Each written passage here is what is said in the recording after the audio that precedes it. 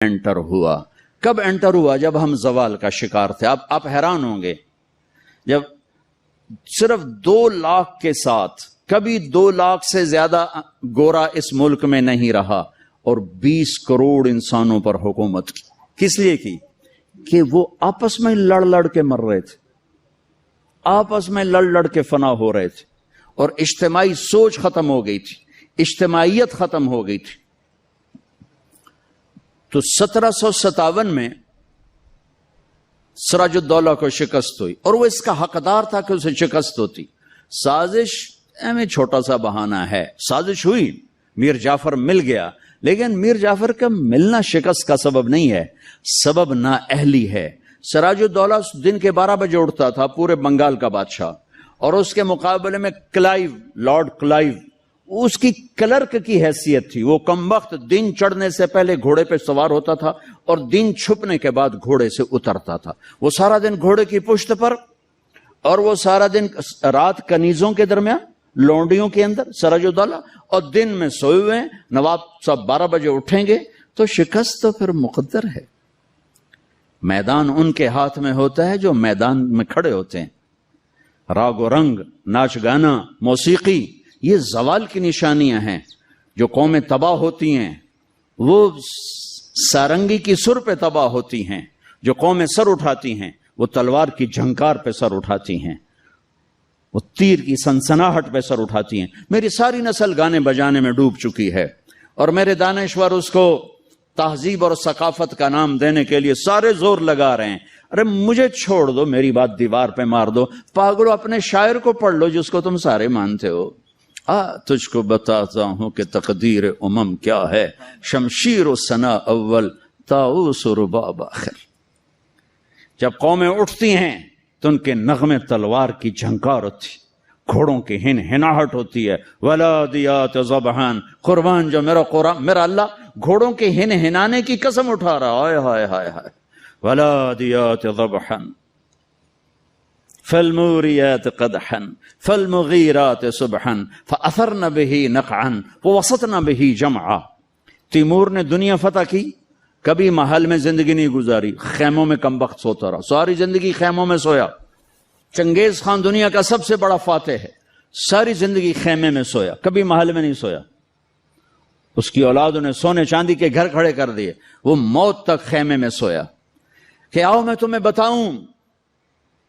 تمہیں بتاؤں کہ قوموں کی تقدیر کیا ہے، بلندی کب آتی ہے، زوال کب آتا ہے. جب شمشیر ہوتی ہے، تیر و تلوار کے نغمے ہوتے ہیں تو یہ اوپر اٹھتے ہیں، اور جب تان سین ہوتے ہیں اور طبلے کی تھاپ ہوتی ہے اور سارنگی کی سر ہوتی ہے اور گانے والی کیا آواز ہوتی ہے، تو پھر وہ قومیں سو جاتی ہیں، ڈوب جاتی ہیں، ہلاک ہو جاتی ہیں، تباہ ہو جاتی ہیں. تم شریعت کو بیچ سے نکال دو، تاریخ کو بیچ میں لاؤ کہ قوموں نے عروج کیسے پکڑا، زوال کیسے آیا. سارے حکمران ڈوبے ہوئے تھے سارنگیوں میں، کنیزوں میں، تو اللہ نے انگریز بھیجا، جاؤ ان سب کو جوتے مارو اور ان کو تخت سے کان سے پکڑ کے اتار دو. آخری میں ٹیپو سلطان تھے. لیکن جب کوئی قوم ڈوبتی ہے تو ایک فرد مشکل سے ہی کسی کنارے لگا سکتا، لہذا وہ اپنی جان کی قربانی دے گئے. 1799 4 مئی 1799 دریائے توی وہاں بہتا ہے، اس میں اپریل کے اینڈ میں سیلاب شروع ہو جاتے ہیں اور فوجیں رک جاتی ہیں. لیکن میرے اللہ کو مسلمانوں کا اقتدار ختم کرنا تھا، تو اس سال موجیں ہی نہیں آئی، سیلاب ہی نہیں آیا، دریا خشک پڑا تھا. اور انگریز کی مدد کرنے والے کون؟ نظام الدین، حیدرآباد کے مسلمان حکمران. مرہٹے تو چلو ہندو تھے. جب ضمیر سوتا ہے، جب حکومتیں کیوں چھینی؟ کہ ٹیپو جیسے شاہ سوار کے لیے،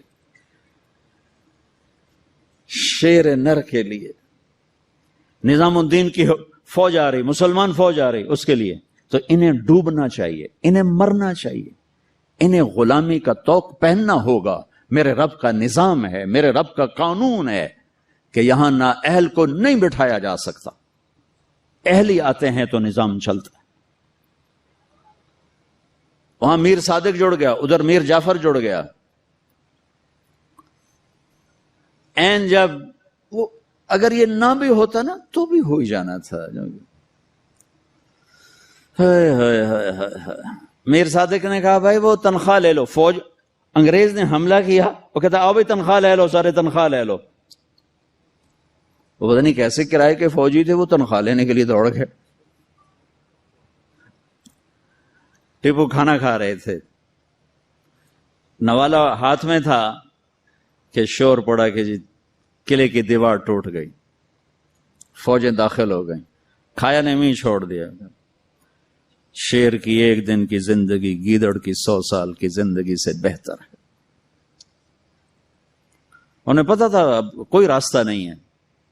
اپنی جان کا نذرانہ دیا تو جنرل ہیرس نے کہا آج ہندوستان ہمارا ہے. پھر دلی بھی آ گئے. شاہ عالم ثانی کے زمانے میں دہلی میں انگریز داخل ہو گئے, اور پھر بہادر شاہ ظفر جو 1857 کی جنگ آزادی, وہ ایک ایسے جیسے یہ ہمارا جلوس نہیں ہوتا جلوس, ان جلوسوں نے کبھی کچھ کیا؟ جلوسوں سے کچھ نہیں ہوتا سوائے کہ 2-4 گڈیاں ساڑو, 2-4 سائن بورڈ بن دیو تو جاندے گراہ گراندے بوجھب لٹ لو. تو وہ ایک جلوس تھا, نہ کوئی نظم تھا, نہ کوئی ترتیب تھی. اور ظلم کا جواب ظلم نہیں ہوتا ہے. جب انہوں نے دلی پہ قبضہ کیا تو انگریز عورتیں تھیں وہاں, 70 انگریز عورتیں تھیں اور 30-40 بچے تھے. انہوں نے سب کو ذبح کر دیا. ان کے ساتھ اللہ ہوگا جو عورتوں کو ذبح کر دیں, جو بچوں کو ذبح کر دیں. میرا دین ظلم کی اجازت نہیں دیتا. حضرت علی اور یہودی آپس میں جنگ ہو رہی, خیبر قمواس کا قلعہ, ابھی بھی اس کی دیواریں کھڑی ہیں. میں پچھلے سال گیا تھا وہاں, اس کو دیکھا تھا جا کر, جہاں سے حضرت علی چڑھے, دروازہ توڑا سر, تو اس پر وار کرنے لگے. اس نے منہ پہ تھوک دیا, تلوار پیچھے کر لی, کہ چلو دوبارہ. کہنے لگے ہیں دوبارہ کیوں؟ مجھے قتل کیوں نہیں کیا؟ تو میرے اوپر چھا گیا تھا. کہ پہلے تو میں اللہ کے لیے قتل کر رہا تھا, جب تو نے میرے منہ پہ تھوکا تو مجھے غصہ آ گیا. مجھے ڈر لگا کہ تمہارا قتل میرے غصے کی وجہ سے کہیں نہ ہو, اللہ نہ ناراض ہو جائے. میں تمہیں اللہ کے لیے قتل کر رہا ہوں. تو نے کہا میاں مجھے کلمہ پڑھا دے, مجھے نہیں لڑنا. اور جب اسلامی لشکر جاتے تھے تو حکم ہوتا تھا کسی بچے کو نہیں قتل کرنا, کسی عورت کو نہیں قتل کرنا, کسی گرجے کے راہب پادری کو نہیں قتل کرنا, بوڑھوں کو نہیں قتل کرنا, درختوں کو آگ نہیں لگانی, درختوں کو نہیں کاٹنا. اس نے ناکام ہونا ہی تھا. لیکن اس میں مرزا الہی بخش, نجف خان, نواب شجاع الدولہ, یہ 3 آدمی اس میں ذریعہ بنے.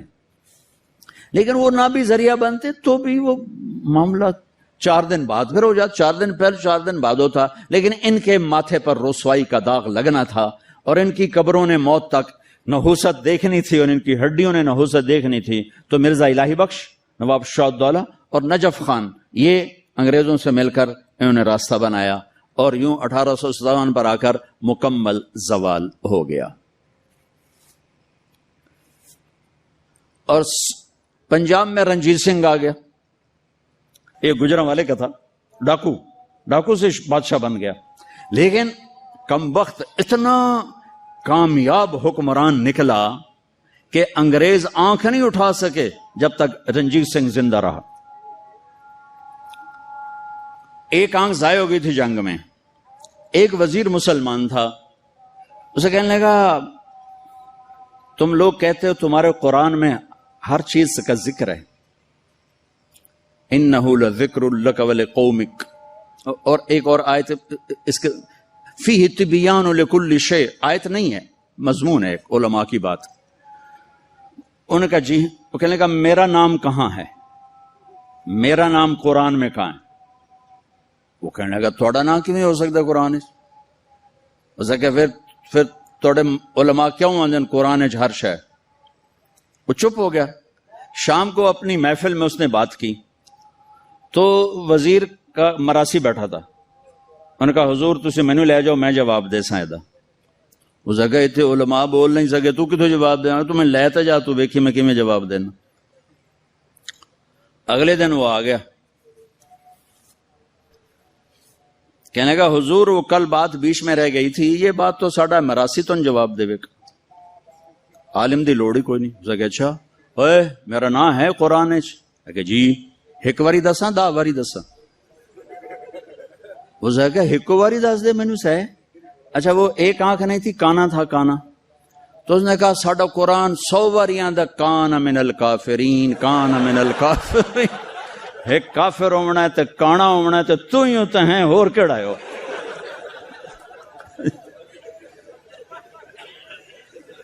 1818 میں اس نے میرا ضلع ملتان فتح کیا, رنجیت سنگھ نے. مظفر خان کی حکومت تھی, وہ 5 بیٹوں سمیت شہید ہوئے.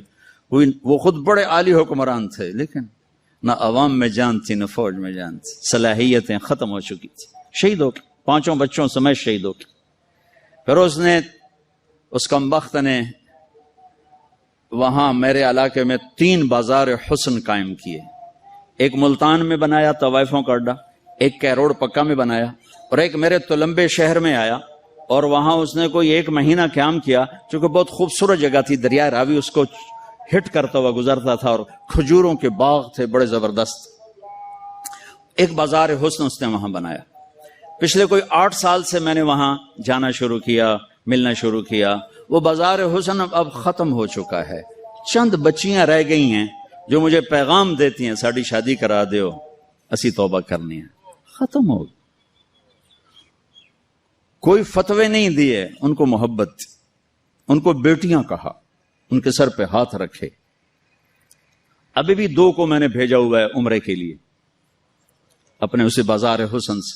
انہوں نے مجھے وہاں سے فون کر کے رو رو کے ان کا برا حال, وہ مجھے دعائیں دے رہی کہ ایسا تو کدی رب دا نا ہی نہ سنیا, تو سانو رب دا گھر بھی کھا چھڑیا. سب چند ایک وہ بیچاری روتی ہیں کہ ساڈے کول ہور پیشہ کوئی نہیں, تے عزت دیون واسطے تیار کوئی نہیں. میں تو جب سے طوائفوں سے ملا ہوں مجھے طوائفیں مظلوم نظر آئی ہیں, اور انہیں نچانے والے ظالم نظر آئے ہیں. ان کے جسموں سے کھیلنے والے درندے ہیں, انہیں گھنگرو پہنا کے نچانے والے بھیڑی اور درندہ نما انسان ہیں. وہ تو مظلومیت کی ایک عجیب داستان ہے.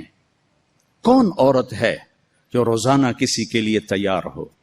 کس عورت کی فطرت ہے کہ وہ ہزاروں ہوسناک نظروں کے سامنے ناچے اور گھنگرو باندھے؟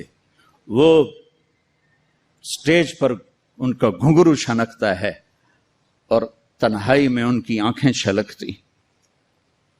کہ میرے دیس کے مالداروں کا ظلم ہے کہ وہ انہیں نچانے کے لیے تو تیار ہیں, انہیں چادر پہنانے کے لیے تیار نہیں ہیں. میں زمینداروں کا بیٹا ہوں, میں نے سب اپنی آنکھوں سے دیکھا. ہاں, مالداروں کی ہوس کا نشانہ بننے والی طوائف ہو گئی, اور مالدار چودھری صاحب بھی رہا, کوئی دامن پہ داغ ہی نہیں. میاں صاحب کا میاں صاحب رہا, شیخ صاحب کا شیخ صاحب رہا, افسر کا افسر رہا, اور اس کے ماتھے پہ طوائف کا داغ لگا جو موت بھی نہ دھو سکی.